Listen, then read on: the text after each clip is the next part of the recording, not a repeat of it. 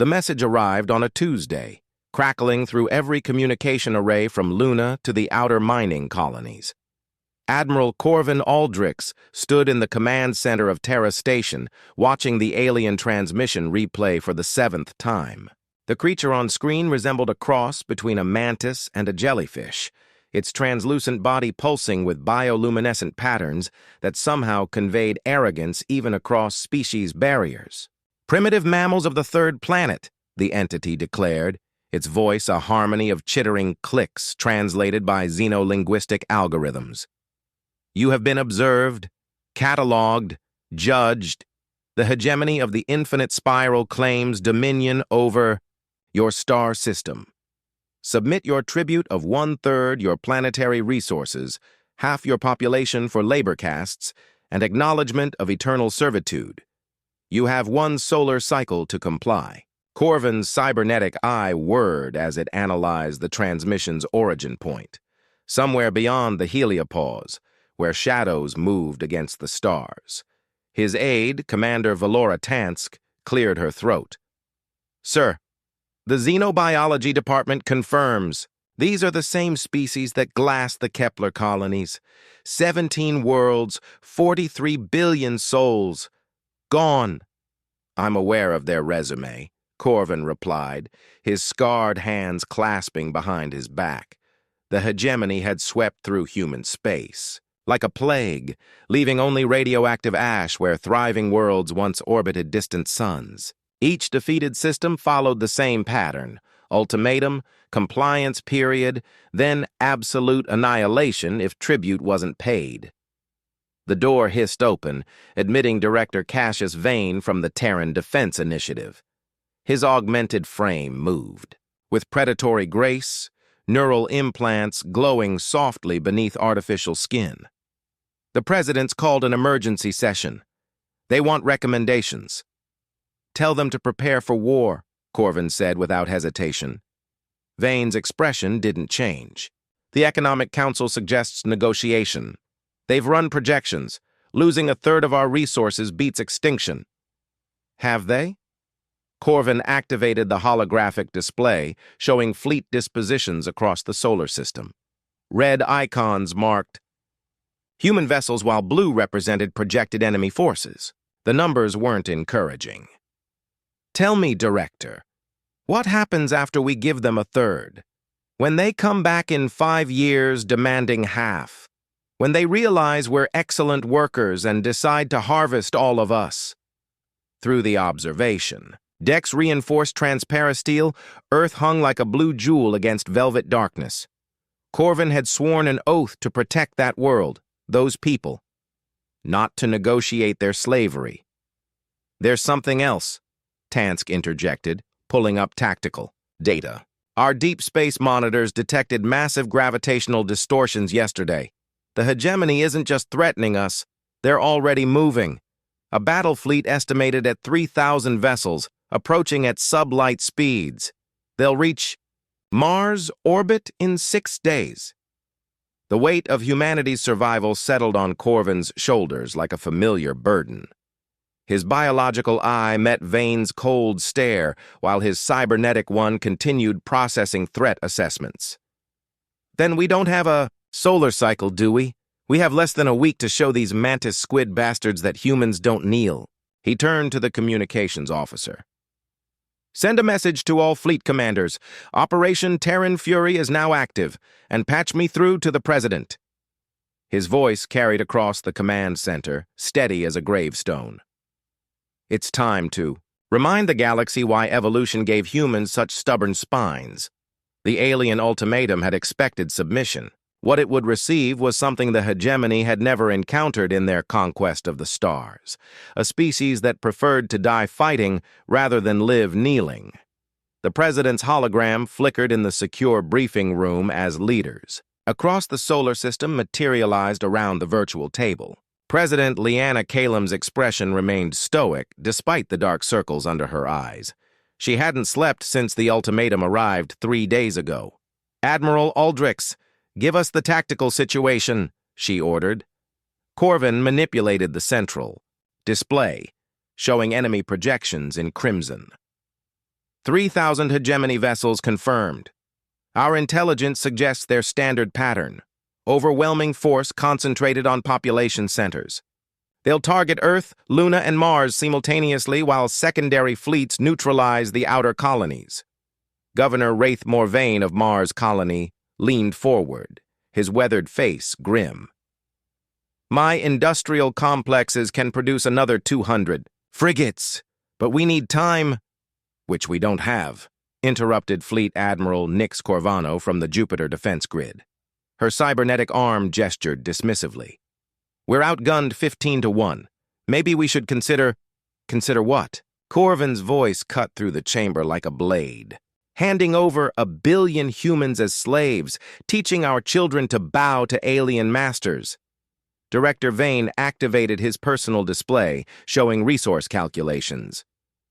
The hegemony's previous conquests suggest they keep 10% of the population as administrative classes, better than extinction. Listen to yourselves, growled Commander Dorian Thex from the Asteroid Mining Guild. His massive frame dominated his seat, augmented muscles straining against his uniform. My great-grandfather didn't die in the water wars, so his descendants could lick alien boots. We fight. The room erupted in arguments until President Calum raised her hand. Enough. Director Vane, explain Project Prometheus. Vane's neural implants pulsed as he accessed classified files. 3 years ago, we captured hegemony technology from their scouting raids. Our scientists have been reverse engineering their gravity weapons and shield systems. The prototypes show promise, but they're untested in combat. How untested? Asked Admiral Corvano. The first frigate equipped with Prometheus tech exploded during initial trials. The second achieved a 47% increase in firepower before its reactor went critical. The third... Vane paused. The third worked. Corvin studied the technical specifications. Human engineering merged with alien science. Risky, experimental, potentially catastrophic. How many ships can be retrofitted? 68 vessels are currently being modified. Another 100 can be equipped with basic Prometheus systems if we strip civilian transports and mining ships. President Calum closed her eyes, making calculations no leader should have to make. Governor Morvain, how long until Mars finishes? The new frigate production? 4 days maximum. But they'll be fresh crews on untested ships. Better than empty space, muttered Commander Thex. The President opened her eyes, decision crystallizing. Admiral Aldrich, you have full military authority. Conscript every vessel capable of mounting weapons. Strip the merchant marine if necessary. Governor Morvain, accelerate production. I don't care if the hulls are held together with prayer and welding tape. She stood, her hologram flickering with the movement. Director Vane, deploy every Prometheus-equipped vessel you have. I'd rather see our ships explode fighting than watch humanity die in chains. Admiral Corvano leaned back, cybernetic fingers drumming against the table. What about civilian evacuation? We could move non-essential populations to the outer system, colonies. Running would only delay the inevitable, Corvin replied. The hegemony conquers entire sectors. There's nowhere to hide in the long term. Then we make our stand here, President Calum declared. In our home system, around our home world. Let the galaxy witness what happens when you threaten humanity's children. The meeting dissolved as leaders rushed to implement desperate preparations. Corvin remained behind, studying fleet dispositions until Director Vane approached. This is suicide, Admiral. Even with Prometheus technology, we're grossly outnumbered. Corvin's cybernetic eye focused on the tactical display, calculating trajectories and engagement zones. Perhaps, but the hegemony has never fought humans before. They've conquered civilized species, creatures that surrender when outmatched. His biological eye met Vane's enhanced gaze. They have no experience with a species insane enough to ram dreadnoughts into enemy flagships just to watch them burn. Through the station's windows, spacecraft moved like fireflies, carrying weapons, ammunition, and hope to humanity's scattered fleets. The ultimatum had demanded submission. Instead, they were preparing to teach the galaxy that humans had only one response to tyranny: defiance written in starfire and sealed with blood. The hegemony fleet emerged from hyperspace like a swarm of metallic locusts, their biomechanical ships pulsing with alien geometries that hurt human eyes to perceive.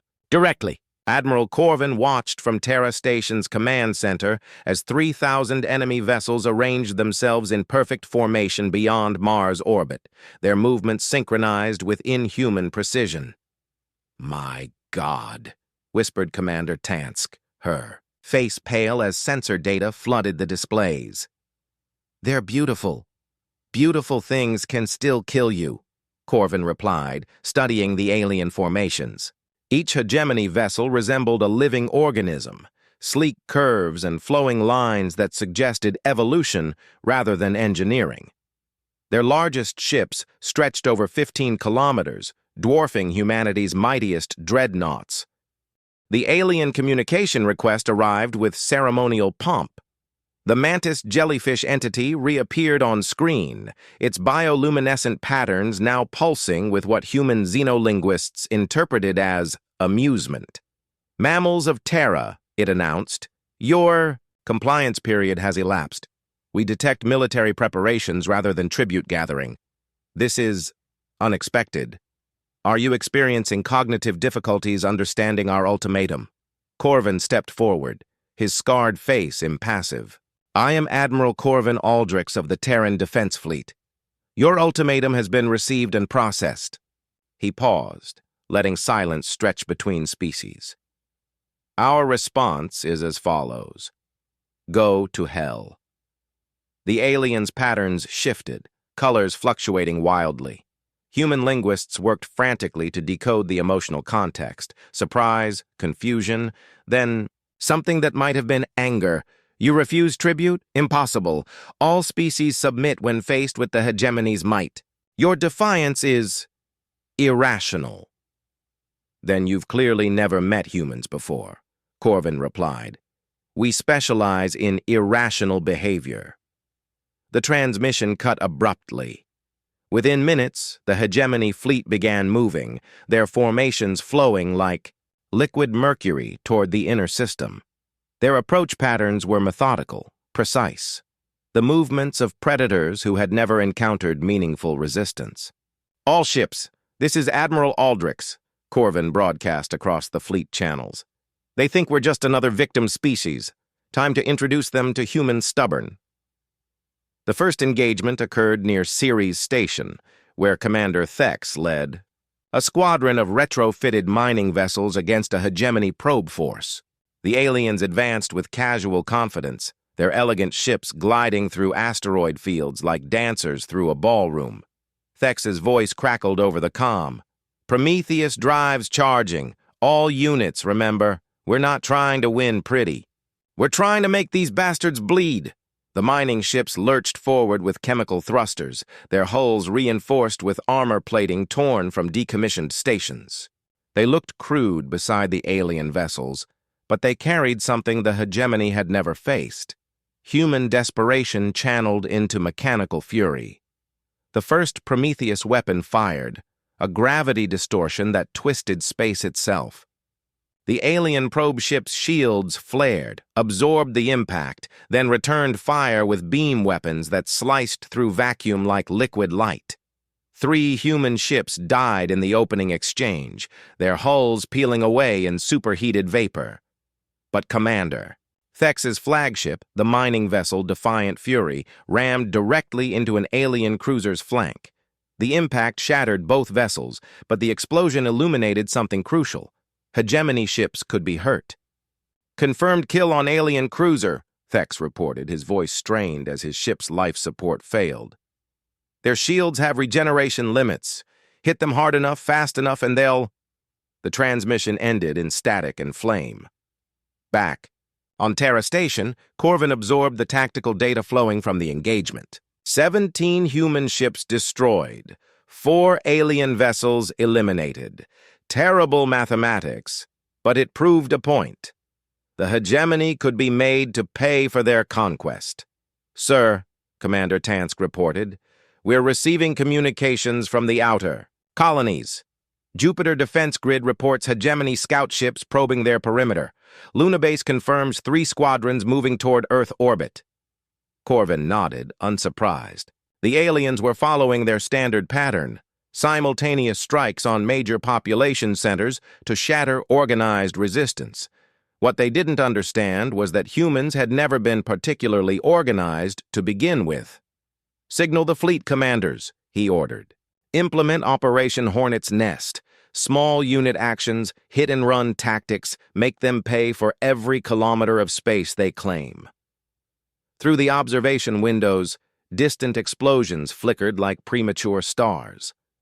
The battle for humanity's survival had begun with blood and mathematics, courage measured against impossible odds. The hegemony expected conquest. Instead, they were receiving their first lesson in human nature. In the deep black between worlds, more ships burned as species, met for the first time in circumstances that would determine whether humanity died free or lived in chains. The outcome remained uncertain, but one fact had already been established. Aliens might possess superior technology, but they had never encountered a species stubborn enough to weaponize their own extinction. The Luna Defense Grid died screaming, Admiral. Corvano's final transmission cut through static and plasma fire. They're breaking through Sector 7. Recommend immediate evacuation of... The signal dissolved into electromagnetic chaos as another human base winked out of existence. Corvin stood in Terra Station's command center, watching defeat unfold across multiple displays. 5 days of constant fighting had cost the hegemony 200 ships, a significant loss by their standards, apparently, given their increasingly aggressive tactics.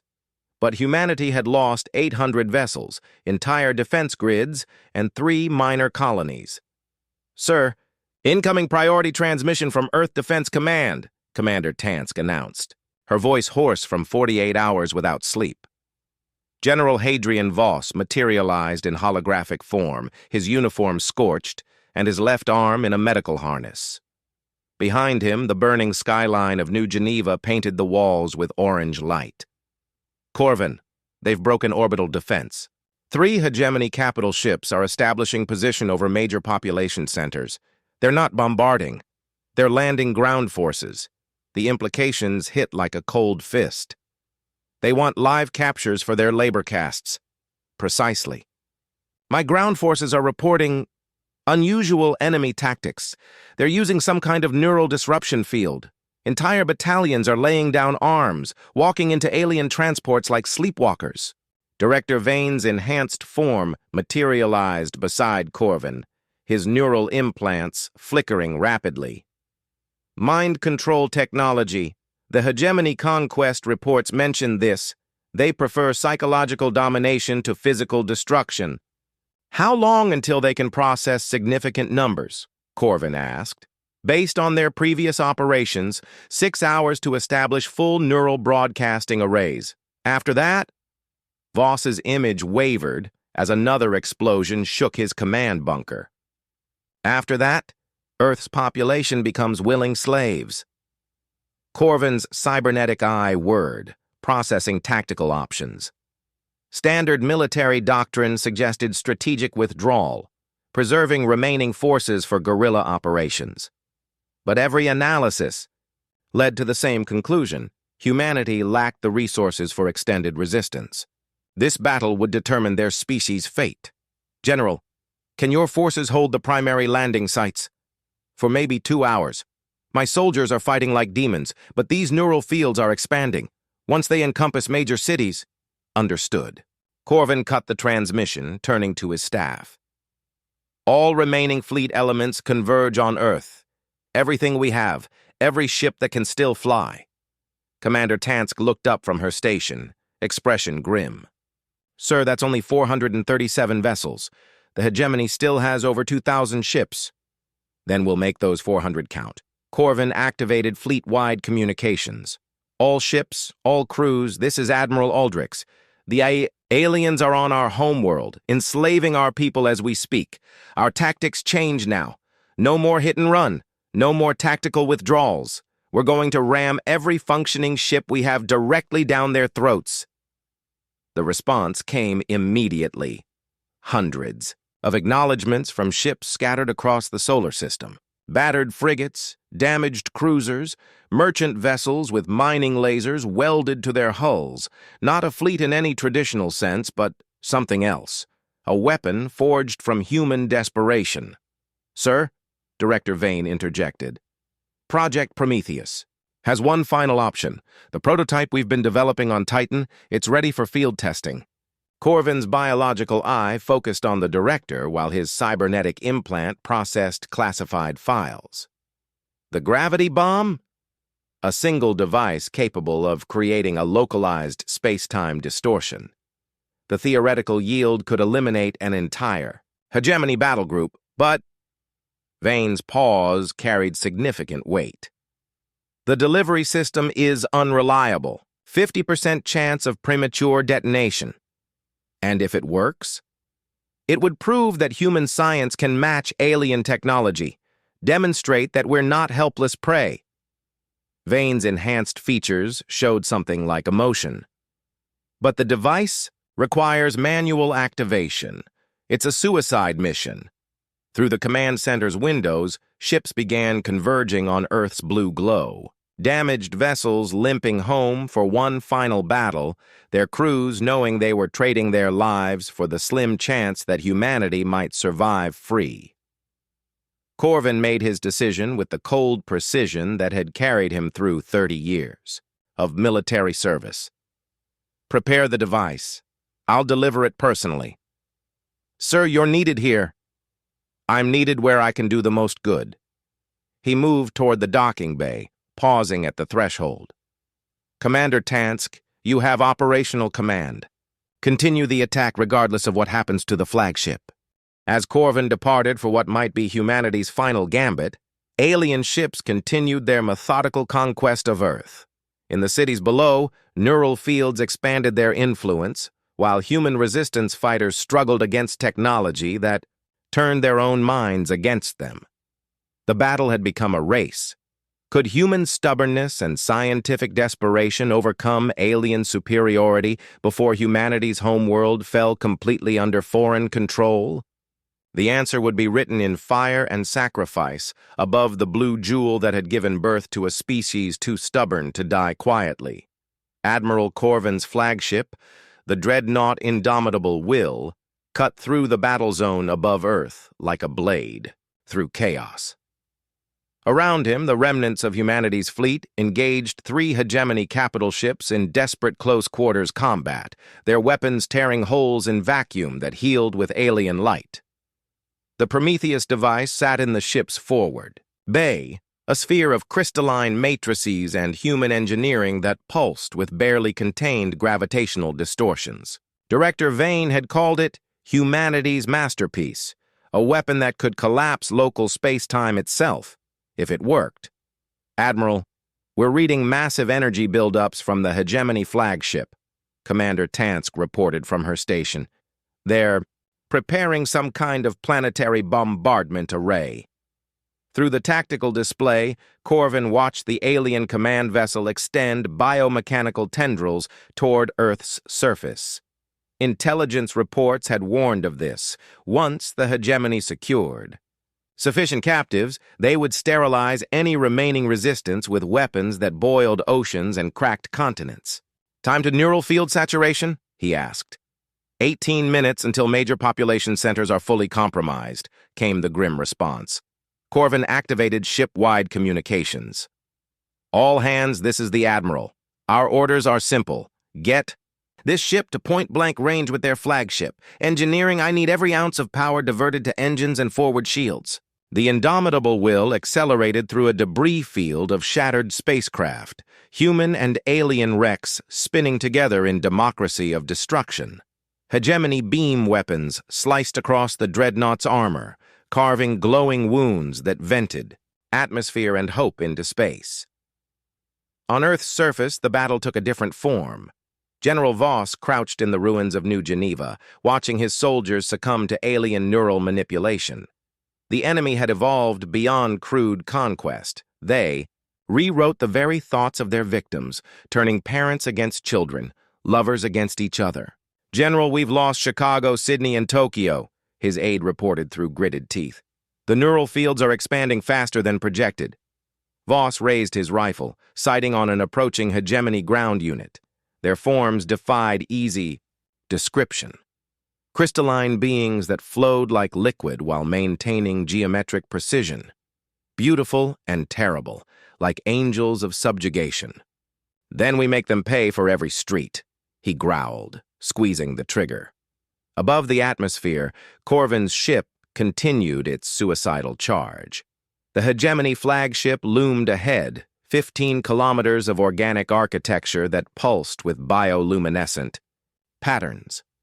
Its weapons carved through his escort vessels like a hot knife through flesh, but humanity's remaining ships closed ranks, forming a protective corridor for their admiral's desperate gambit. "Range to target, 8,000 kilometers, called the weapons officer.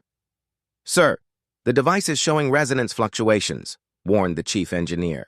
"The gravitational fields are becoming unstable." Corvin's cybernetic eye analyzed the Prometheus weapons readings.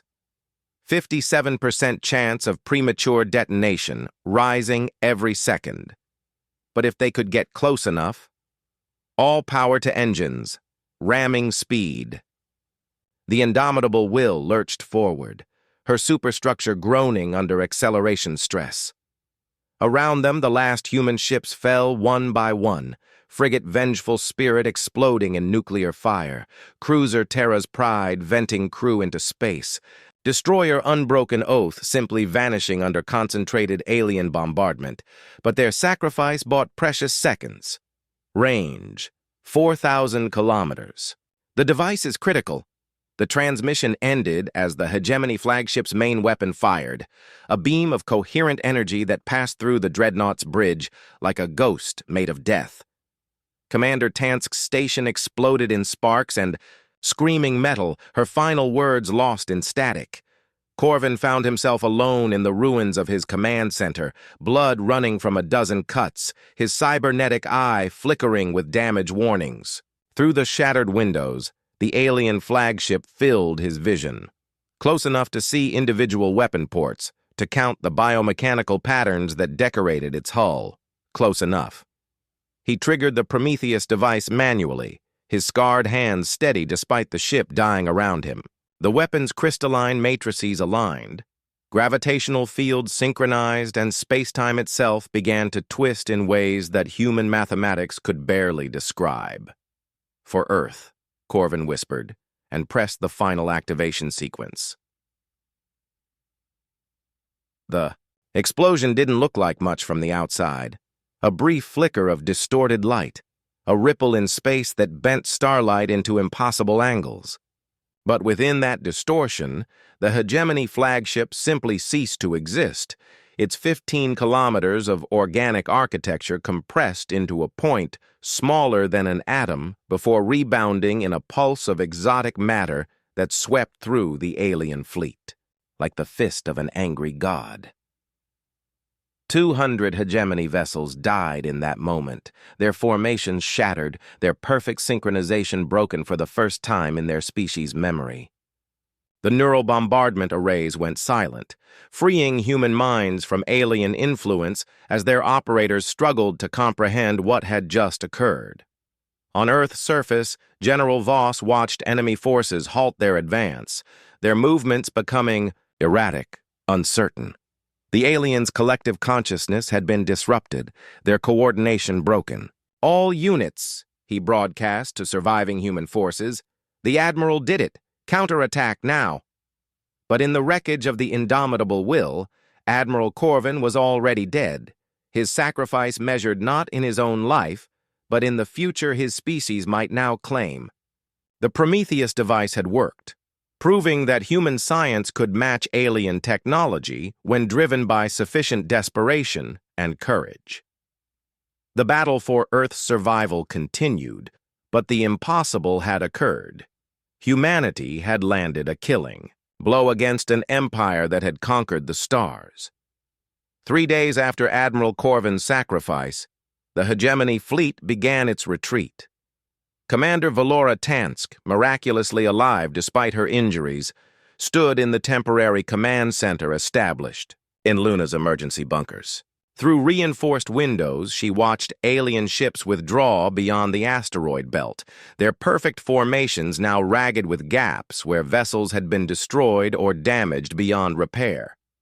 "Final casualty reports," she requested, dreading the answer. Lieutenant Commander Riker Donval, promoted 3 times in the last week due to personnel losses, consulted his battered tablet. Human fleet losses: 912 vessels destroyed, 147 damaged beyond repair. Personnel casualties. He swallowed hard. 800,000 dead or missing. The numbers hit like physical blows. Nearly a million human lives traded for survival, entire families erased from existence. But they had survived as a free species, and that distinction made the mathematics bearable. What about ground forces? General Voss reports 200,000 military casualties planetside. Civilian losses from the neural manipulation are harder to calculate. Many people are experiencing psychological trauma, but they're recovering their free will. Through the communication array, reports continued flowing from across the solar system. Mars Colony had repelled 3 separate invasions, their hastily constructed defensive platforms holding long enough for reinforcements to arrive. The Jupiter. Mining stations had organized guerrilla fleets that harassed hegemony supply lines, proving that human stubbornness extended beyond Earth's gravity well. Director Vane materialized in holographic form, his enhanced features showing unusual emotion. "Commander, we've intercepted alien communications. The hegemony is confused. Their leadership is questioning how a primitive species could develop weapons capable of spatial distortion." "Good," Tansk replied grimly. "Let them question. Maybe they'll think twice before threatening another world." There's more. Our xenolinguistic teams have decoded additional transmissions. The hegemony appears to be recalling forces from other sectors. They're consolidating their fleets, potentially preparing for a larger assault. The implications were sobering. Humanity had won a battle, not a war. The hegemony commanded resources across thousands of star systems, populations that dwarfed Earth's billions. But something had changed in the cosmic equation. President Kalem's image joined the conference, broadcast from the emergency government bunkers beneath Geneva. Her face showed the strain of the last week, but her voice remained steady. "Director Vane, what's the status of Prometheus weapon production?" "We've established manufacturing facilities on Titan and Europa. Current capacity, 12 devices. Per month, assuming we can secure sufficient materials from the asteroid belt." "And our conventional fleet?" "Mars shipyards are operating at maximum capacity. We'll have 200 new vessels within 6 months, all equipped with reverse-engineered hegemony technology. They won't match alien performance specifications, but they'll be significantly more effective than pre-war designs." Tansk studied the tactical displays, processing information with the cold precision Corvin had taught her. The hegemony won't make the same mistakes twice. Next time, they'll bring overwhelming force. Eliminate us before we can deploy strategic weapons. "Then we don't give them time to regroup," President Kalem declared. "Director Vane, I want every Prometheus device we can manufacture deployed to forward positions. If they want to finish this war, they'll have to pay a price that makes conquest economically impractical." The meeting continued for hours, planning humanity's survival with mathematics written in blood and determination. But as the leaders dispersed to their various responsibilities, Tansk remained in the observation chamber, watching Earth's blue glow through reinforced transparasteel. A movement at the chamber's entrance drew her attention. General Voss entered, his left arm still in medical support, but his bearing unchanged. The surface battle had aged him visibly, but his eyes remained sharp. "How are the ground forces adapting?" she asked. "Better than expected. Turns out getting your mind invaded by aliens is excellent motivation for learning how to fight them. He joined her at the window. The civilian population is demanding military training. They want to be ready if the bastards come back. They will come back. I know. But next time they'll face a different humanity, one that's seen alien technology, stolen their secrets, learned their weaknesses. Voss's expression hardened. Admiral, Corvin showed us something important. They can be hurt, and if they can be hurt, they can be beaten. In the months that followed, humanity transformed itself with desperate efficiency. Every school taught basic military tactics alongside mathematics. Every factory retooled to produce weapons instead of consumer goods. Every human settlement from Mercury's solar collectors to Neptune's research stations became a fortress prepared to exact a terrible price from any alien invasion. The hegemony had sought tribute from Earth, resources, population, submission. Instead, they had received a lesson in human nature that would echo across the galaxy for generations. Some species knelt when threatened with extinction. Others chose to stand up and fight, regardless of odds. Humanity had chosen to stand, and the universe would never be the same. In deep space, alien commanders studied reports of the Terran conflict, analyzing the tactical implications of a species that preferred death to servitude. Many concluded that avoiding human space entirely was the wisest course of action. After all, some victories cost more than defeats, and conquering a species willing to weaponize their own extinction was a prize that might not be worth claiming.